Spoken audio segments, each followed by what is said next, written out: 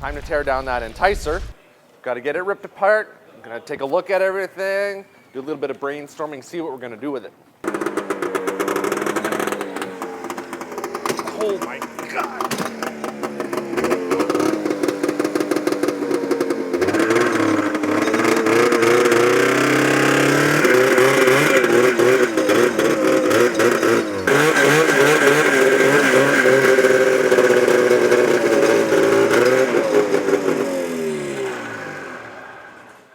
Say goodbye, Enticer.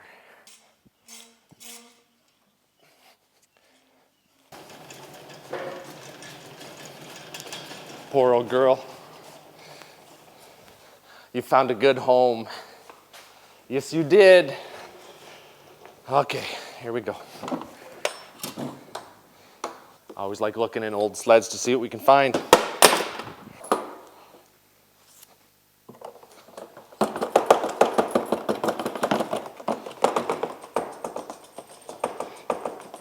These things are awesome. Got to get that old gas out. That's going to go in the Elan. With the snow we have coming there right now, the boys will be out maybe next weekend. Let's get that hood out of here. Those aren't factory. That's not. I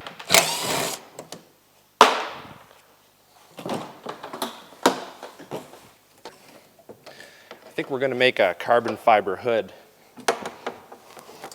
Lose some weight. Although, you know, this one isn't too bad. Probably about 20 pounds, 18, 20, 16 pounds. So, I mean, we can make a carbon fiber hood for this, probably weigh in at 4 or 5 pounds.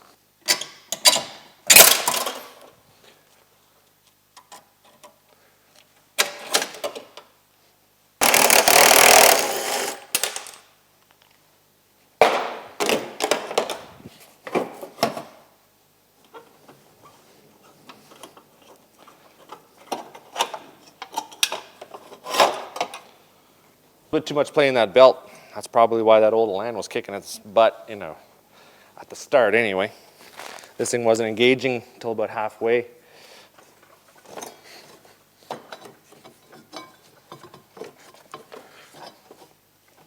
Now that belt is worn. Okay. Boy, lots of room to work in there. It's like my old 64 Dodge.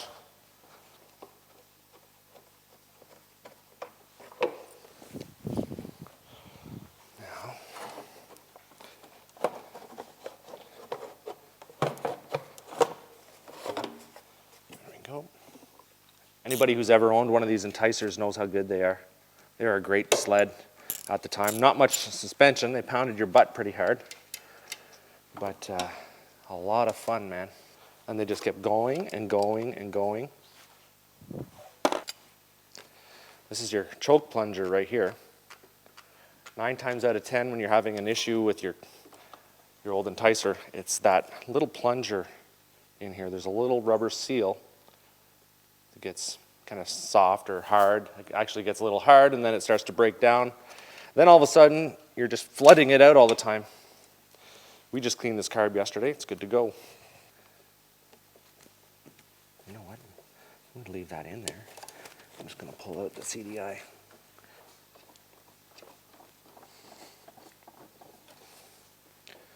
Rather than pull all these wires out and not know where everything goes again, I mean, they are color-coded, but sometimes it just doesn't go the way you want it to.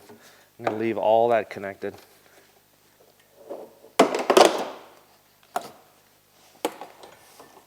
Don't let this go. So we're just about ready to get that motor out. The rest of this wiring, I'll figure it out here. Oh, bad grounds too. It was a little tricky to start sometimes. It was sort of intermittent, in and out. Bad ground will do that every time. There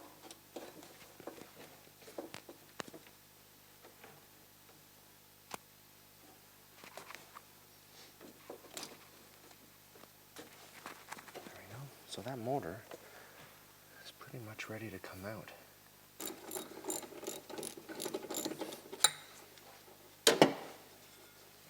Nice to see that this motor has actual studs on the bottom of it for mounting this motor up. Might make our life a lot easier when we go to put that SRV engine in here. Ooh, did I say SRV engine? Oh, we got it. This is probably the easiest engine I've ever taken out of something. Unbelievable. All right. There we go.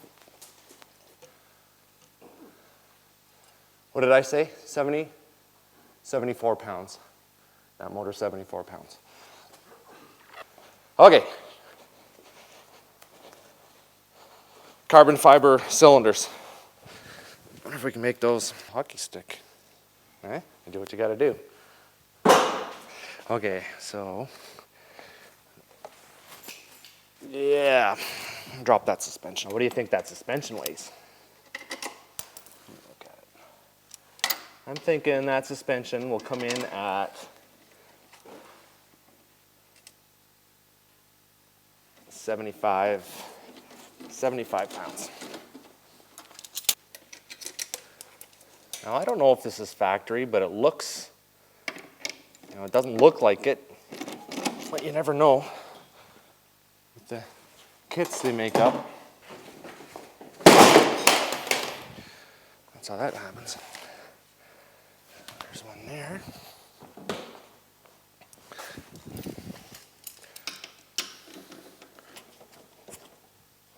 You know what? I don't always undo those bolts all the way because sometimes one of the bolts will be seized inside the shaft and then the shaft will just start to turn. And once you've taken that bolt out, you're kind of history. But if you have to, you can tighten it back up, then undo the one side and then loosen it back off again. But this actually worked out well. There we go.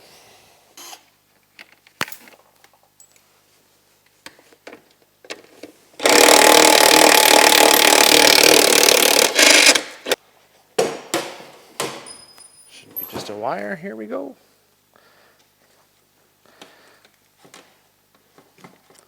There we go. Seat's gonna look good on somebody's sled. Full of water.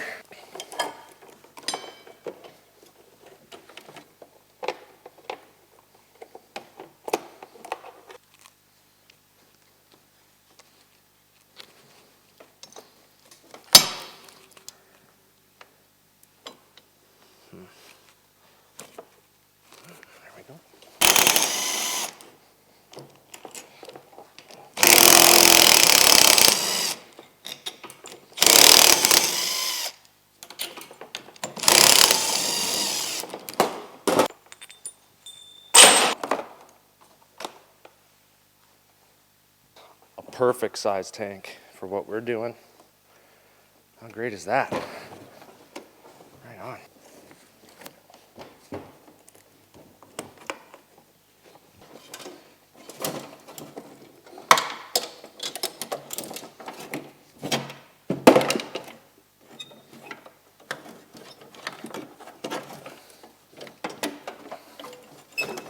No belly pan has seen better days on this girl.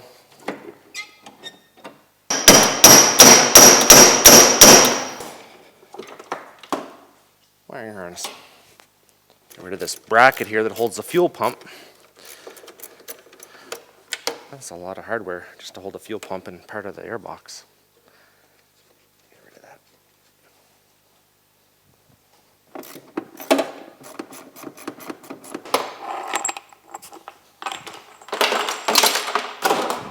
That's the regulator.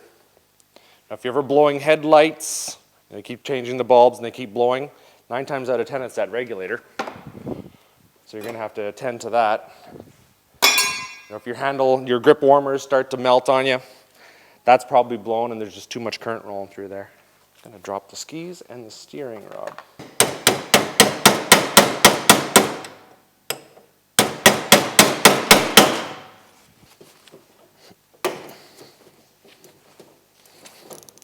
This has the leaf spring suspension on it, on the front. That's coming out. We're going to put pogos on this. So we're either going to use Tundra pogos or the pogos off of Yami. Haven't decided yet. I'm going to have to see what fits in here the easiest. They've got these little locking mechanisms here. And I need to just release that. What is that, a 12 or here?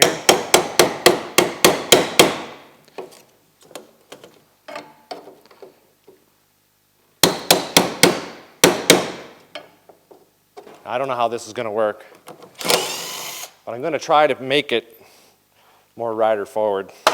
I don't know where this post is going to come out. Maybe, I don't know, hopefully something like that. But we have the carburetor to deal with. It's going to get in the way. It's going to be tricky. Clutch. Then we can take the axle out, drop the track right out. Now this is going to be dirty. There is a plug.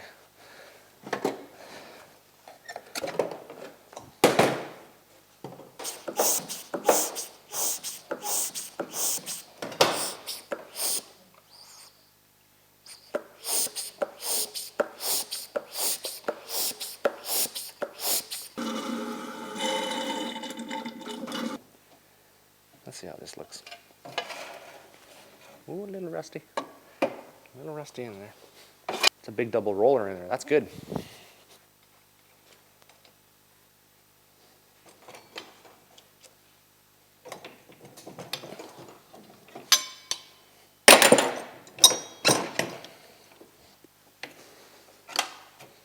Loosen off this tensioner. Should give me enough slack on that chain. Get the gear out. Top and bottom. Right out. A little bit of wear on that. Not too bad though. That's not too bad.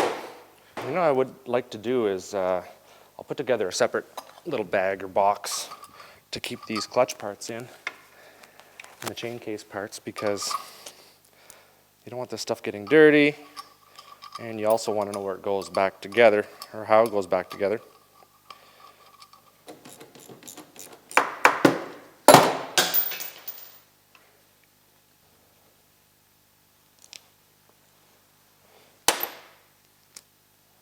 You know, when I'm building a project, I see a chain all rusty like that. I have no idea how long this chain's been in here.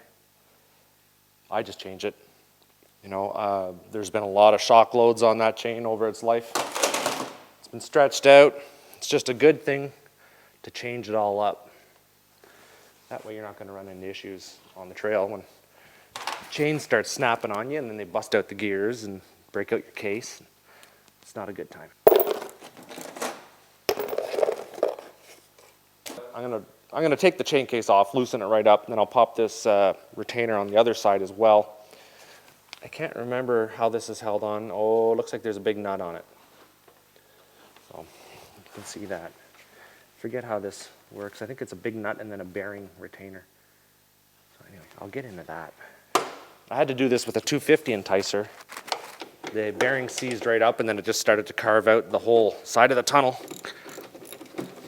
That was a real nightmare. But those 250 singles were awesome and super light.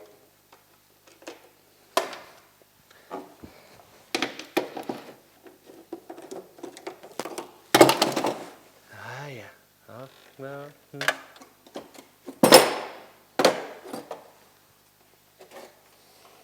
Actually, that's a really simple little bearing. It's at 6,004. So just looking at those gears, it's a 13 top gear and a 21 bottom gear. It gives us about a 1.6 ratio. Pretty tall gears for, you know, what we want to do. But who knows, you know, sometimes you like that track speed too. I'll see if I can find a different upper gear for that. And then we'll have to mess with the chain. But sometimes it's pretty hard to find these Yamaha gears. Not like the Tundras where they have a pretty good selection of gears that you can mess with. So this is what, you know, you're dealing with when you're modding out sleds and putting different motors in the sleds so they fit and so they all stay together. Anybody can slap a motor in a sled and hope for the best. Like we could take this sled, put an 800, 140 horsepower in it with that chain case. We'll get a few runs out of it, but eventually it's just going to twist it and tear it right off.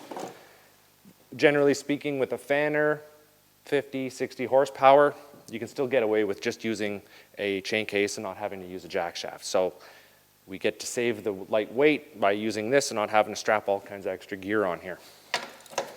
But if we were going with a 700 or a bigger twin, something 60, something 70, 80, 90 plus horsepower, we couldn't get away with that. And that is dirty. Easy to replace these bearings. A lot of Skidoos use a tapered bearing. Yamis use this kind. When I rebuild Skidoo chain cases, I use this kind as well. Very easy to do. You don't run into the issues you do with a tapered type of bearing. There we go. Okay.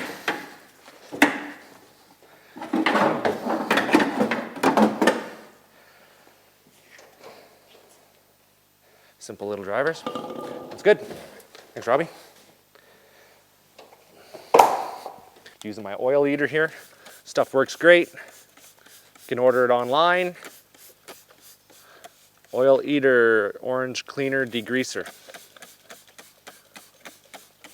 I degrease all my tunnels with this stuff.